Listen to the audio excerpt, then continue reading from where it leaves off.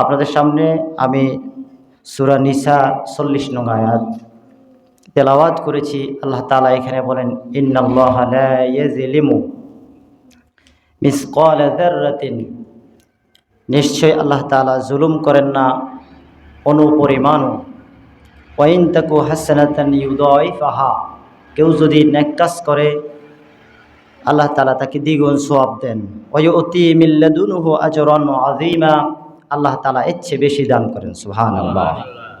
তাহলে আল্লাহ তাআলা কারো প্রতি জুলুম করেন না।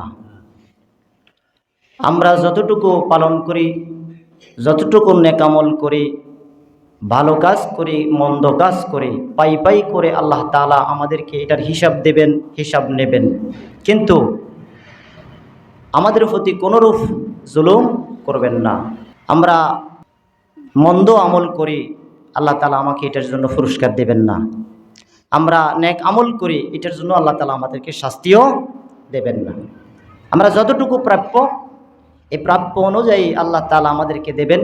কোনোভাবেই তিনি কারো প্রতি, কোনো বান্দার প্রতি, আল্লাহ তাআলার কোনো সৃষ্টি জগতের প্রতি তিনি কখনো জুলুম করেন না।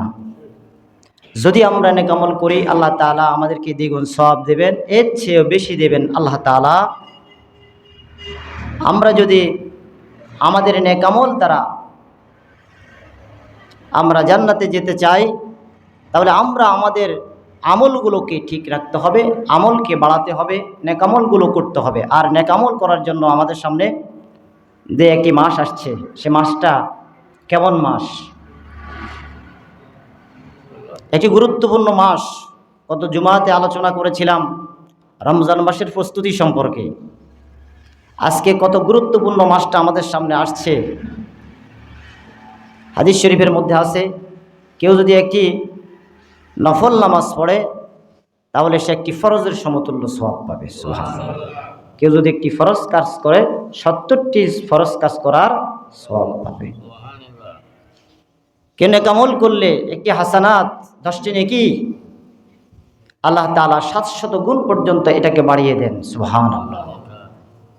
তাহলে আমরা জুলুম করি আমাদের উপরে, আল্লাহ আমাদের উপর জুলুম করেন না।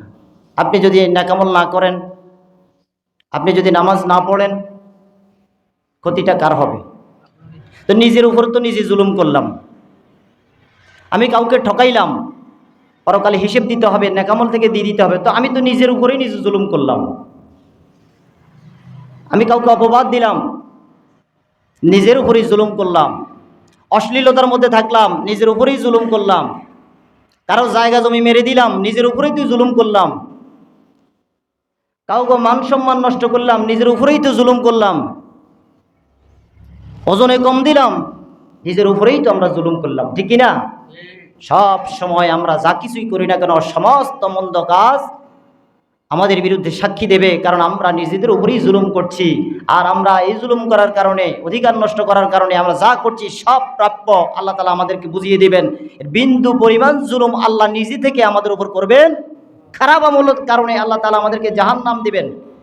সেটা কি আল্লাহর কারণে না আমাদের নিজেদের কারণে?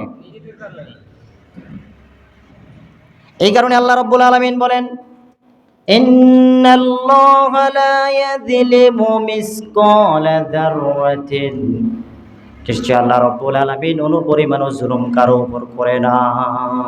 যা আমরা প্রাপ্য ঠিক আল্লাহ তাআলা আমাদেরকে তাই দিবেন, কোনোভাবেই এর ব্যতিক্রম হবে না।